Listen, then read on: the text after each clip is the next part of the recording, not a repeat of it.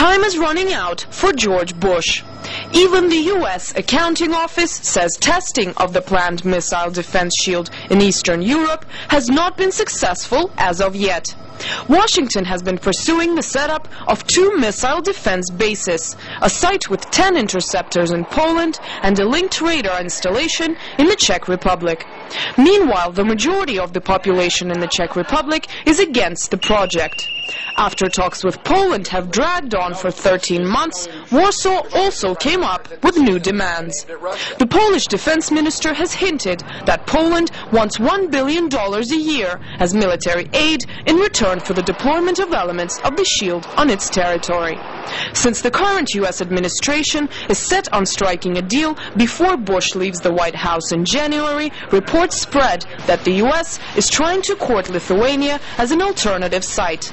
Lithuania denied holding talks with America, although officials say the country shows much interest in the shield. Other sources, however, said that consultations have already been held. Amidst reports on the possibility of a U.S. missile defense shield being placed on Lithuanian territory, the American Missile Defense Agency insists that no such talks with Lithuania are taking place. The agency says Poland is still the #1 choice for the U.S. RT caught up with the man who runs America's Missile Defense Agency. We don't have any discussions ongoing with Lithuanians. There's no negotiations for that. Poland is still, as I mentioned, that is still our primary choice and primary site.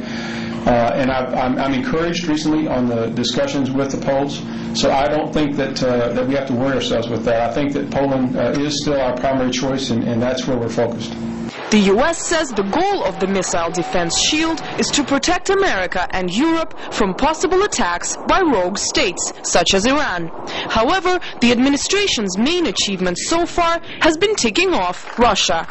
Moscow has repeatedly said that building a missile defense shield close to Russia's border because of a hypothetical threat from Iran is not justified and would only create a threat to the world security balance. This initiative has little to do with the announced intention to neutralize the threat coming from Iran. In reality, this is a process of expansion of an American strategic system to Eastern Europe for the first time in history. Meanwhile, skepticism is spreading among Americans on the amount of money being spent on missile defense at a time when many of them are trying to make ends meet. Analysts say it's unlikely that Congress will approve of the almost $9 billion requested by the Bush administration for the project for next year.